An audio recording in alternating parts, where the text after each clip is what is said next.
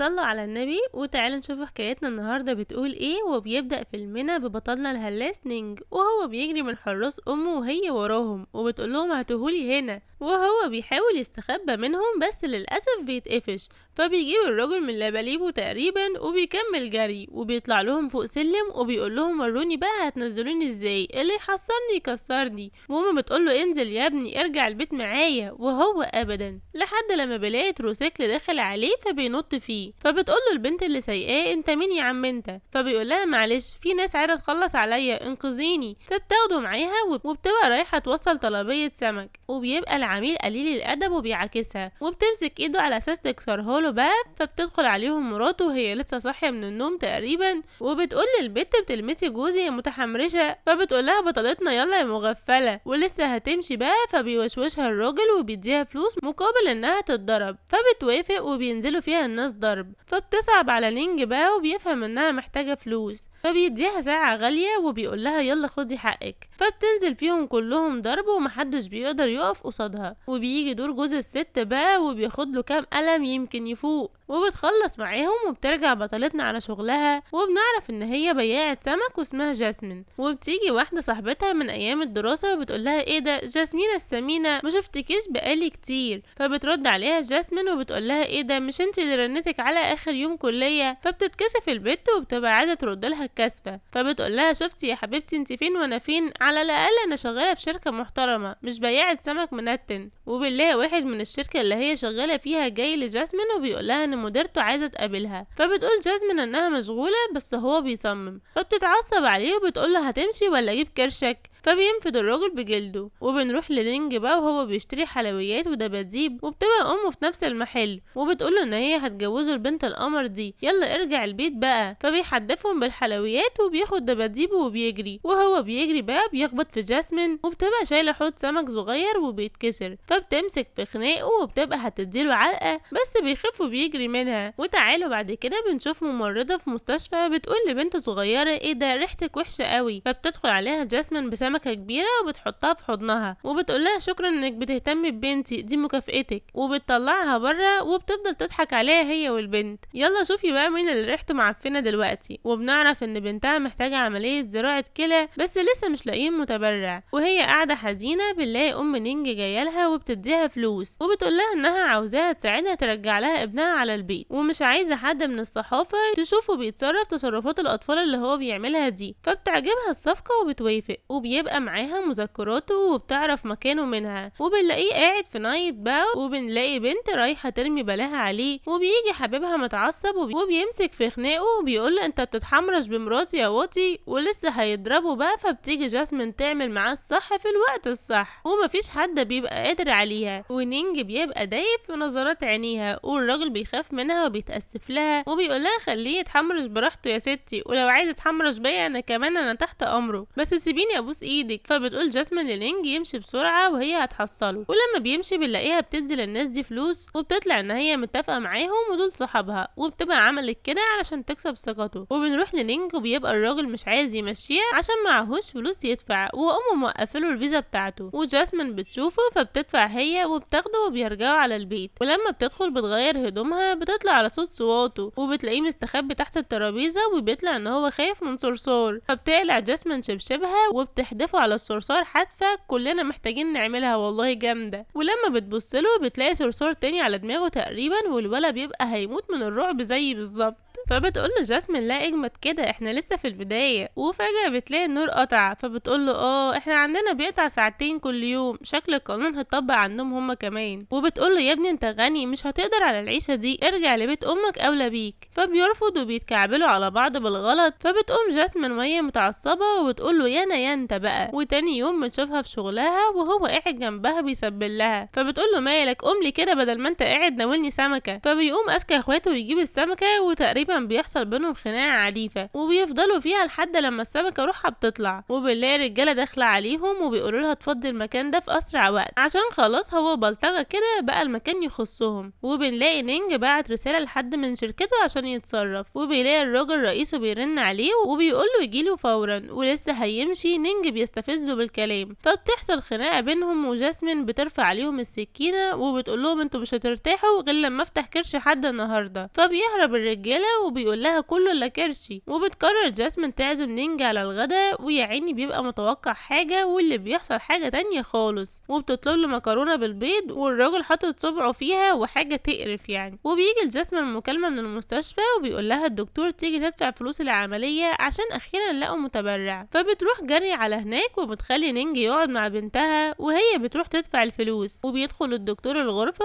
وبيبقى في ايده ورد وعايز يديه لجاسمين. فبتقول له بنتها ان نينج يبقى ابوها، وبيقول لها مستحيل امك تبصله اصلا، وبيمشي ونينج بيتضايق وبيروح وراه وبيقعد يزعق له. في نفس الوقت ده بنلاقي البلطجية ورئيسهم عند البت الصغيرة في الغرفة وشكلهم كده ناويين على شر. وبنرجع للي بيتخانقوا دول وجاسمين بتهدي ما بينهم وبتاخد نينج وبتروح لبنتها، بس بتلاقيها مش موجودة. فبتزعق لنينج وبتقوله مش قلتلك خلي بالك منها. وبتلاقيها موبايلها بيرن وبيبقى الخاطف بيكلمها وبيقول لها لو عايزة بنتك هاتي نينج وتعالي على العنوان اللي هبعتهولك. فبتروح له جري، ولما بتوصل على المكان بتسأله فين بنتها. فبيقول لها في الحفظ والصون، انت خنتيني زمان وبعتيني السجن، وعشان تعرفي ان راجل جدع مرضتش اطلع عمايلك دي في بنتك. وبيجيبوا البنت وبيأمر رجالته يكتفوهم. فبيمسك نينج سلاح وبيقعد يلطش فيه. فبيمسك الراجل البنت وبيخنقها وبيقول لها سلميني نينج وانا اسيبها. فبيخلي الرجاله يكتفوه وبيقول له الراجل يمضي على العقد ده وهو هيسيب البنت، وبيبقى عقد بقيمة مليار يوان. وفعلا لما بيمضيه بيسيبوا البنت، بس بيبقوا عايزين يأذوا نينج. وبنلاقي مساعد الرئيس داخل عليهم وفي ايده تحليل DNA، وبيبقوا سحبوا دم من عينة البنت الصغيرة علشان يعرفوا هي بنت مين. المهم ان جاسمين بتحاول تقطع الورق علشان ما يعرفش الحقيقة، بس برضه بيشوف باقي الورق وبيتصدم من نتيجة التحليل. وبنعرف ان البنت دي تبقى بنته، والراجل بيفرح قوي بالبنت ونينج بيبقى مستغرب. فبتقوله جاسمين ان البنت دي تبقى بنت اختها، وهي كانت متجوزة الرئيس ده وجالها اكتئاب بعد الولادة وخلصت على نفسها، وقبل لما تتوفى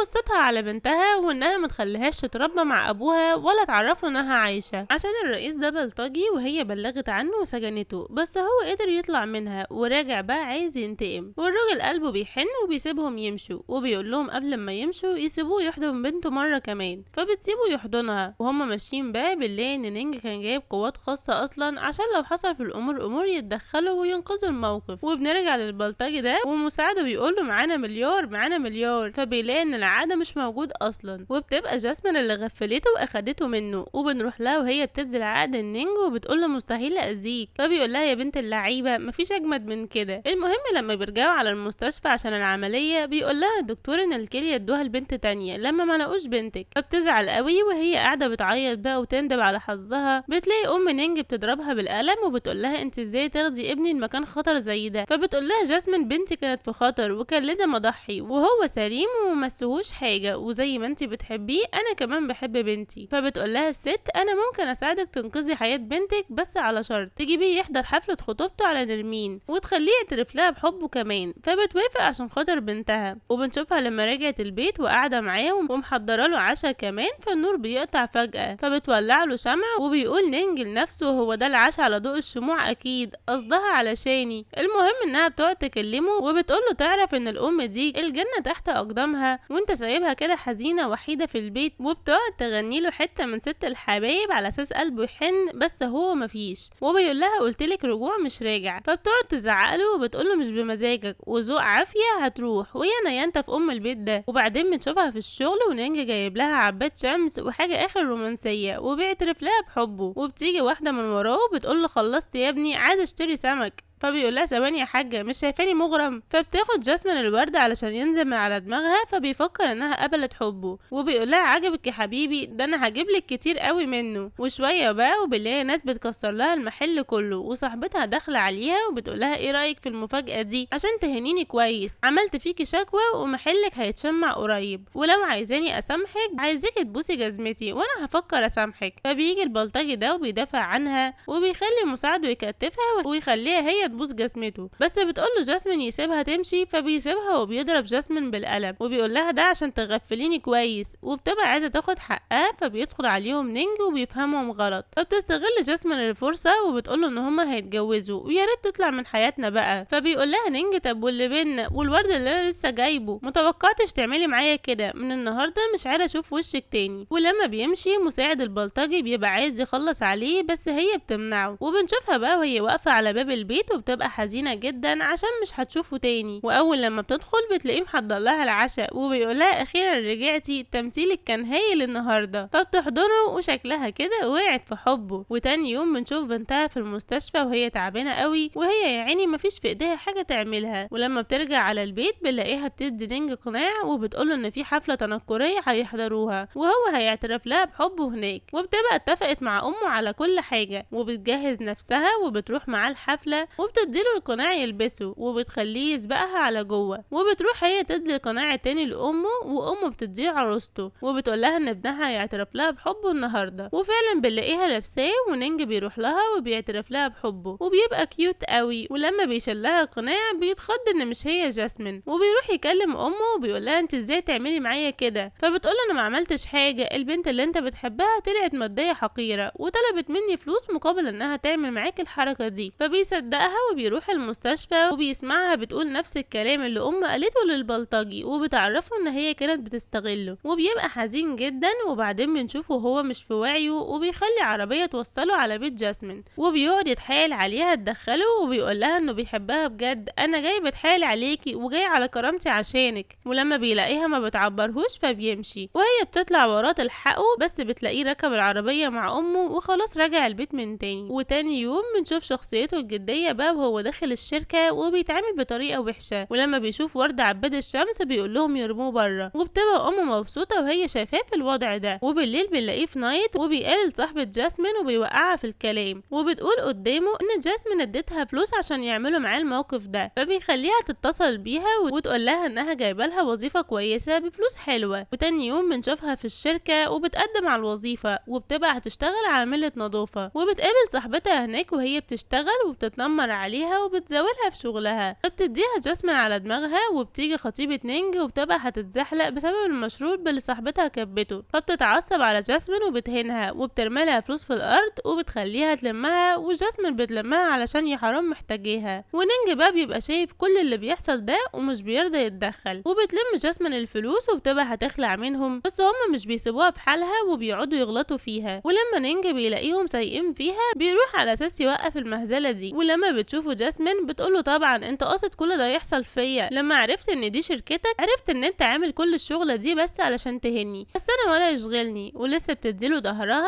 فبتقطع لها خطيبته هدومها، فبتلاقي البلطجي ده بيغطيها بالجاكيت بتاعه قبل ما نينج يغطيها وبيسهيهم لحد ما مساعده يخطف خطيبته. ولما بيخطفها بيسأله امال فين خطيبتك، فبيقول له فهمت، انتوا بقى اللي خططتوا القصه دي، تمام. فبيقول له البلطجي احنا على مكالمه بقى ها. وبيركب جاسمين العربيه وبتقعد تهزقه على عمايله دي وبتقول له يوديها لخطيبه نينج احسن له. فبياخدها على هناك واول لما بيجيبها لها بتديها البنت بازازه في دماغها وبيغمى عليها. ولما بتفوق بنلاقيهم ماسكينها هما الاتنين بالعافيه والبنتين خلاص هيمسكوا في شعور بعض وبيقعدوا يعايروا بعض. فبيسكتهم البلطجي ده وبنلاقي واخدهم فوق جبل ونينج موجود وبيقول له تحب تنقذ مين عشان التانية هتخلص منها. فبيوجه كلامه لجاسمين وبيقول لها طبعا انت عارفه انك ما تستاهليش انقذك. فبتقول له جاسمين ده من ذوقك يا غالي. فبيختار خطيبته والبت بتقعد تقول له فكني وهو مش بيعبرها. والبلطجي بيبقى هيخلص على جاسمين فعلا. فبنلاقي بنته بتتصل بيها فيديو لما بيرد عليها بتقول له انها عايزاه يرجع لها امها على البيت، وهو طبعا نقطه ضعفه بنته فبيسيبها تمشي علشانها. بس بصراحه المكالمه جت في الوقت المناسب. وبنروح مع جاسمين المستشفى بقى وهي قاعده مع بنتها وبيديها البلطجي خاتم وبيقولها ايه رايك تتجوزيني. فبتاخده منه وبتديله ميه هي حاطه فيها مخدر. ولما بيطلعوا بره بتقول انا قابلت الخاتم بتاعك بس غفلتك. فبيفهم انها خدرته بس بعد ايه بقى لما بيغمى عليه. وبنلاقي ام نينج داخله عليها وبتقول لها انها هتنفذ اللي اتفقوا عليه قريب. فبتتبسط جاسمين وبتروح تفرح بنتها. وتاني يوم بنشوفها في الشركه وبتبقى في مكتب نينج وهو بيهددها وبيقول لها ان كل اللي جاي سواد يا بلطيه. وبيبقى مقرب منها زيادة عن اللزوم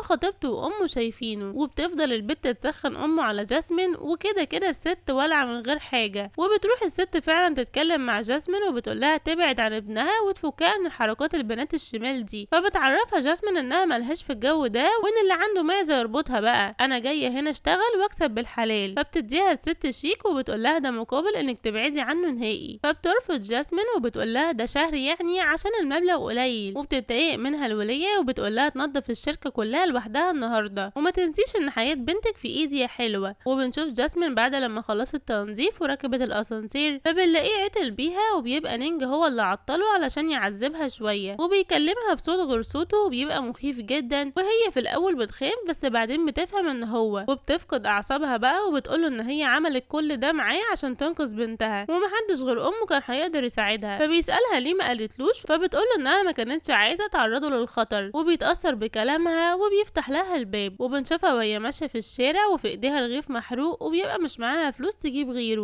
وبتبقى لسه هتاكله فبيوقفها نينج وبيقول لها انا هجيب لك وجبة وبيتأسف لها وبيقول لها يلا نبدأ من جديد ونحل سوء التفاهم ده، انا لسه بحبك على فكرة. بس هي مش بتهتم وبتطنشه فبيمشي وراها لحد البيت ولما مش بترضى تدخله فبيقول لها انه اشترى البيت اصلا فبتسيبه يدخل وهو بياخد راحته قوي بقى في البيت كأنه بيت ابوه. وهي بتبقى مكسوفة جدا فبتتخانق معاه وبتقوله انت عايز مني ايه فبيقول لها ان هو اتحول لانسان تاني بسببها لشخص هو مش عايزه. انت ايه ما بتحسيش لو كنت يتيمة على الاقل كنت حسيتي بالفقدان. فبترد عليه وبتقوله انا فعلا يتيمة وكنت عايشة في دار ايتام وحتى اختي اللي كانت فاضلالي انهت حياتها، انا محدش خسر قدي ولا زعل زي ما انا زعلت فما تتكلمش على الفقدان، على الاقل احنا ما كانش في بينا حاجة. وبتتعب من كتر الكلام وبتنام ولما بتفوق بتلاقي بيحضر لها اكل لكنه بيبقى محتاج فبتروح تحط نودلز بقى وبيقعدوا ياكلوا سوا. تاني يوم بتشوفها في المستشفى وبيبقى الدكتور بيقول لها انه عايز يتجوزها وبنتها بتشوفهم وبتروح على بيت نينج واللي بتشوفها خطيبته. فبتسألها انت مين يا حلوة فبتقول لها البت انا جاية لبابا وبتوريها صورته. فخطيبته بتتعصب على البنت وبتخلي الحارس يرميها في البسين ونينج بيجيله خبر باللي خطيبته بتعمله فبيروح هناك بسرعة وبينقذ البنت وهو بيكون هيغرق فبتيجي جاسمين تنقذه وبتمسك جاسمين خطيبته ترميها في المية وبيروحوا بقى بالبنت جري على المستشفى ونينج بيتعب هو كمان وبيكشفوله وبتوديه البيت عشان يرتاح وبيعترف لها بحبه للمرة المليون وبيقول لها تبقى حبيبته.